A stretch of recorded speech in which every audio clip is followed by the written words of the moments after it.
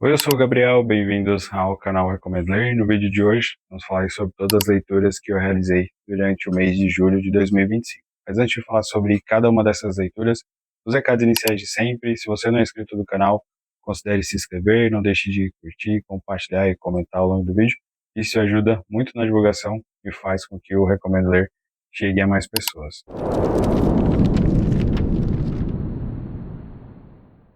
Bom, assim como eu faço todos os meses, eu vou separar aqui esse vídeo nos livros que eu li durante o mês de julho. Depois eu vou falar aqui sobre todos os quadrinhos e mangás que também foram lidos durante o mês de julho de 2025.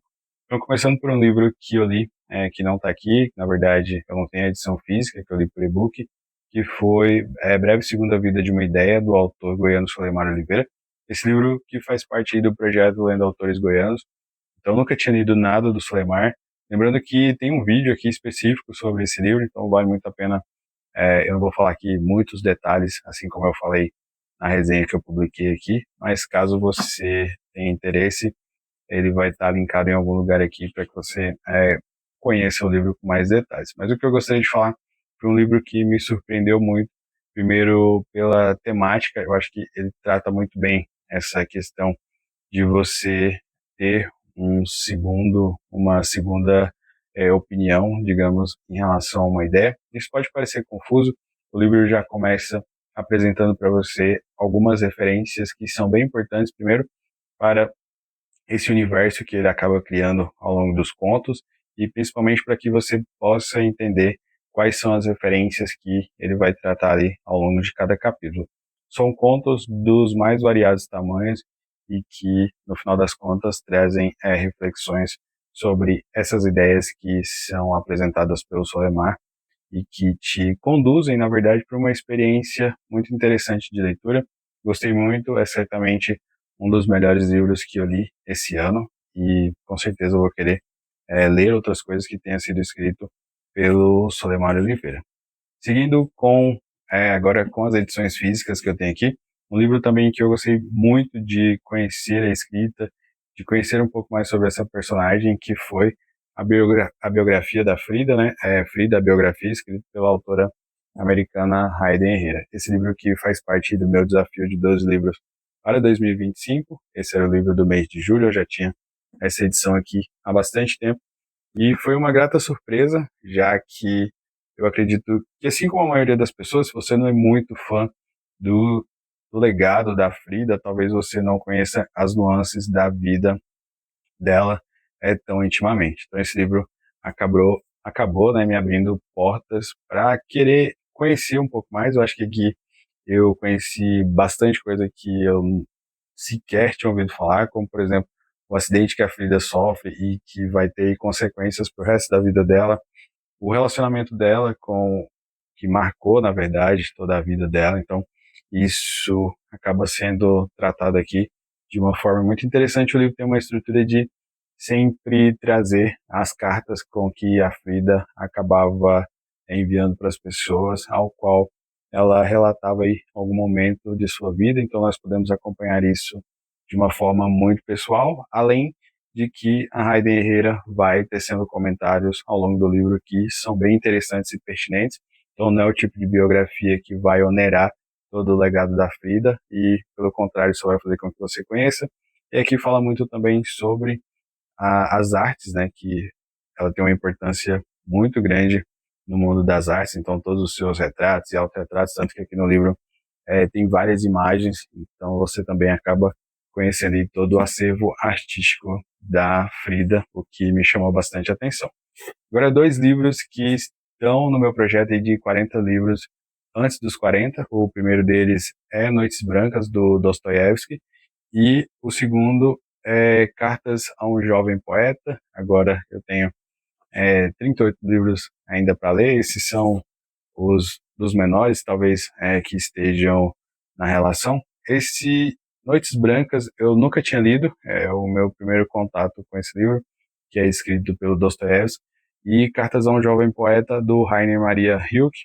Eu já tinha visto algumas recomendações, e aqui o autor acaba trocando algumas cartas com um outro escritor, e isso traz algumas nuances bem interessantes para o livro, em questão de desenvolvimento. Então, essas cartas e essas respostas, elas trazem muitas lições de vida, por mais que você espere que as cartas que o Rainer está recebendo fossem relacionadas a alguma coisa técnica da jornada dele como escritor. Ele traz elementos que vão, digamos, extrapolar esse caminho da escrita, esse mundo da escrita, e aí traz muitas reflexões sobre a vida, sobre as interações, o que me chamou muita atenção, já que eu estava esperando uma outra perspectiva que fosse tratada nesse livro, mas eu não achei que ele adentrasse tanto, não em questões filosóficas,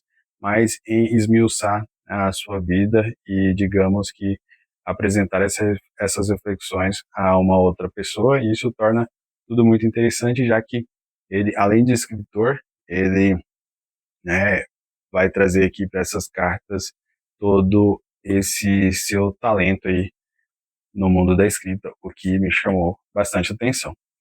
Aqui, em Noites Brancas, eu acabei me surpreendendo porque confesso que eu estava esperando uma outra narrativa. É uma novela, na verdade, do Dostoiévski. É um livro bem curtinho, acho que não deve ter nem 100 páginas a novela. E aqui nós acompanhamos um Dostoiévski que vai trazer uma história um tanto quanto diferente. Esse não é, na verdade, o primeiro livro do Dostoiévski que eu leio.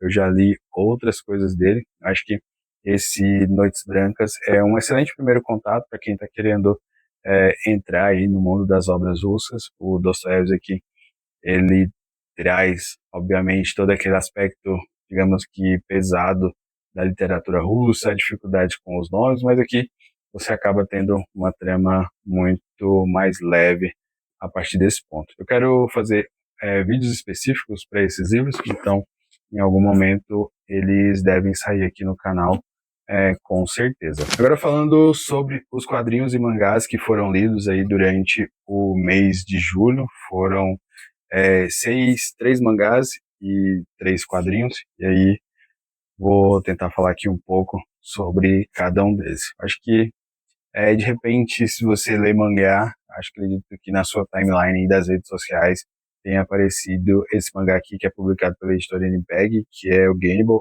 Vila de Canibais. Ele que conta com arte e roteiro do Masayaki Ninomiya. Foi uma surpresa para mim, eu acabei comprando o primeiro volume para ver se eu ia gostar.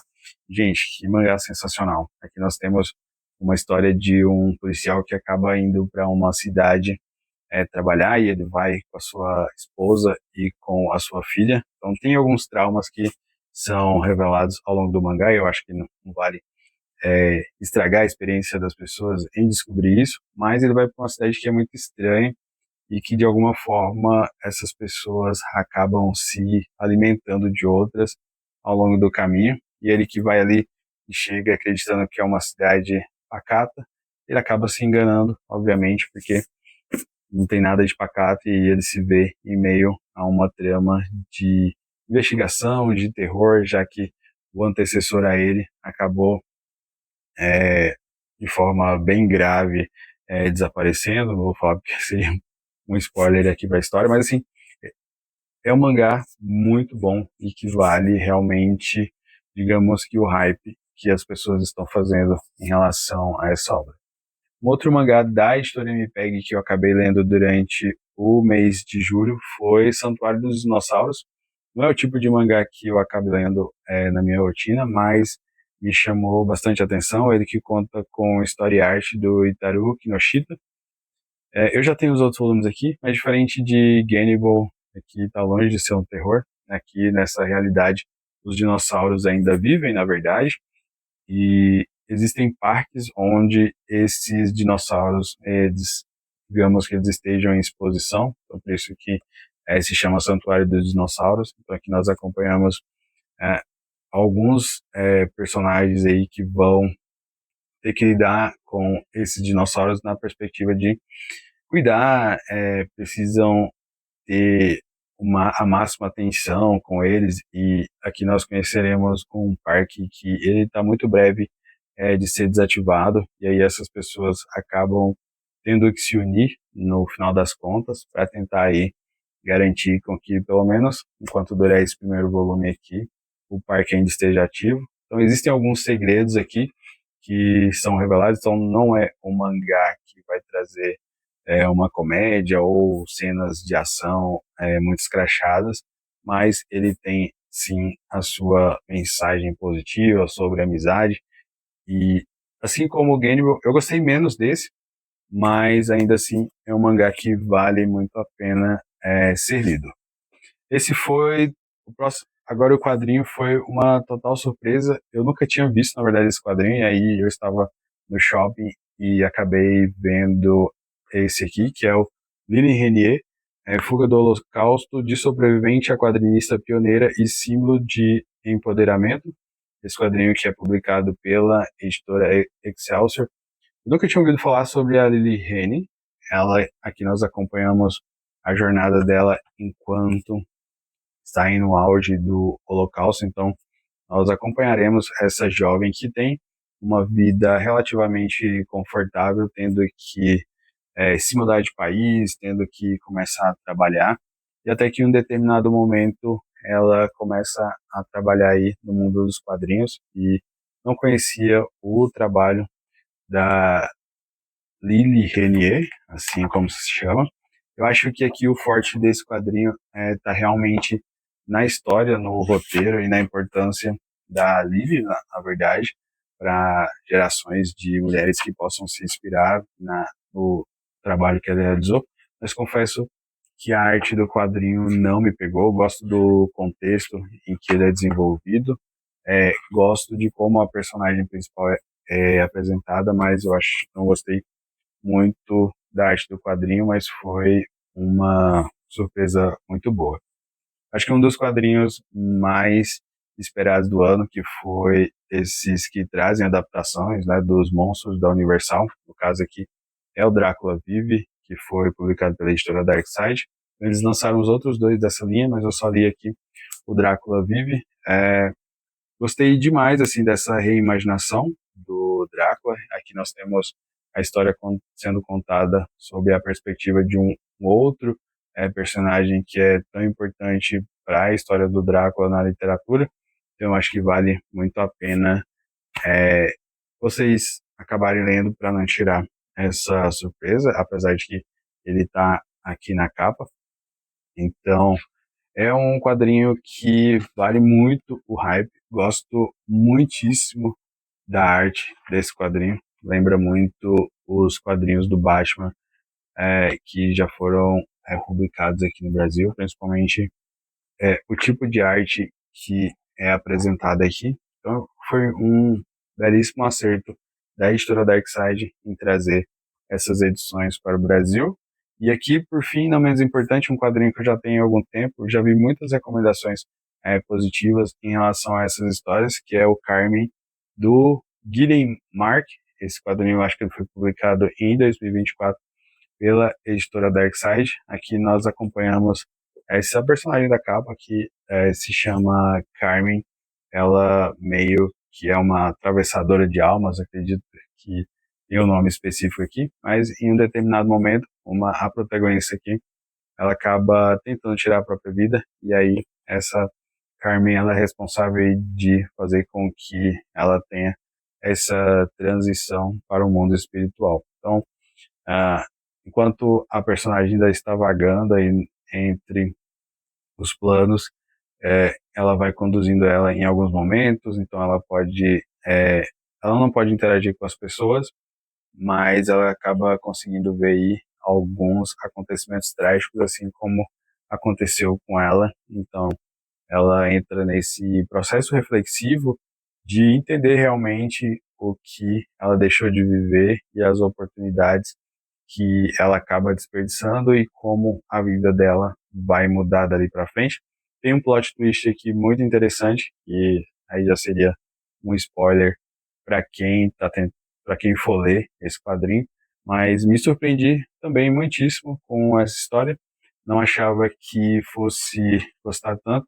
É que tem não chega a ser, eu acho que acredito que um quadrinho para maiores de 18 anos, mas tem algumas cenas bem pesadas, tem alguns gatilhos aqui que são bem importantes aí de vocês verificarem na sinopse antes de se aventurar nessa história para que o impacto dela seja o impacto correto para quem decidir ler esse quadrinho. Então aí durante o mês de julho eu acabei fazendo 10 leituras, foram 4 livros e 6 quadrinhos. Gostei muito das leituras que eu realizei durante o mês de julho e com certeza quero dar continuidade em algumas dessas obras, por exemplo, ler os outros quadrinhos, na verdade, que foram lançados desse selo Monstros da Universal, dar segmento tanto no mangá Gannibal quanto no Santuário dos Dinossauros, que são histórias que me surpreenderam bastante. Agora, para finalizar o vídeo, deixa nos comentários quais foram os livros e quadrinhos que vocês leram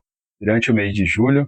Eu vou gostar muito de saber, até para pegar dicas de leituras de obras que eu tenho aqui na minha estante, ou até mesmo que eu não tenha, para poder incluir nos próximos meses. Também gostaria de reforçar os recados iniciais. Se você não é inscrito no canal, considere se inscrever, não deixe de curtir, compartilhar e comentar ao longo do vídeo, que isso ajuda muitíssimo na divulgação e vai fazer com que o Recomendo Ler chegue a mais pessoas.